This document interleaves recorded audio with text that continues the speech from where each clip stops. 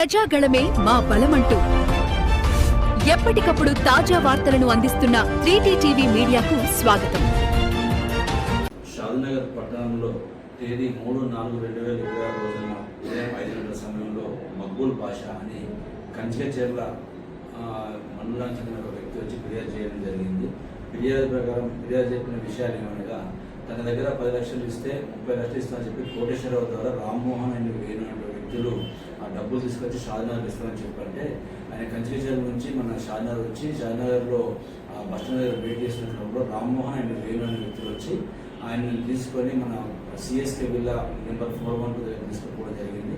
అక్కడ తీసుకొని వెళ్ళిన తర్వాత వీళ్ళు మాట్లాడుతున్న క్రమంలో ఈ డబ్బులు వచ్చిన విషయం తెలుసుకొని రవి అలియాస్ మధు అనే వ్యక్తి, అదేవిధంగా ఈ మహేష్ అలియాస్ మన్మోహన్ రెడ్డి, తర్వాత అన్నారెడ్డి అలియాస్ బ్రహ్మయ్య అనే వ్యక్తులు అంతా ఒక కుట్ర పని ఆ కుట్రలో భాగంగా ఆ డబ్బులు లాక్కొని కూడా జరిగింది.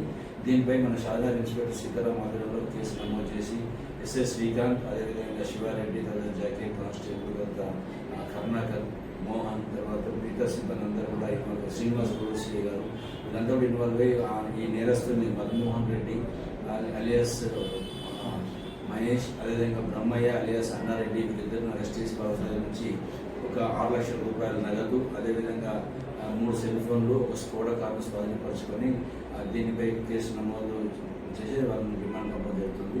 దీనిలో ఏంటంటే వాళ్ళు ఒక అమాయకుడిని తనను డబ్బులు బారిస్తుందని వస్తే ఒకంతకు 300 ఇస్తామని చెప్పి నమ్మించి ఈ డబ్బులు కొట్టేసి ప్రయత్నం చేశారు. దీనిపై మనము సమయస్ఫూర్తిని వ్యవహరించి ఈ ఇద్దరి నిందలు అదుపులో తీసుకొని 6 లక్షల రూపాయలు స్వాధీనపరుచుకున్నాం.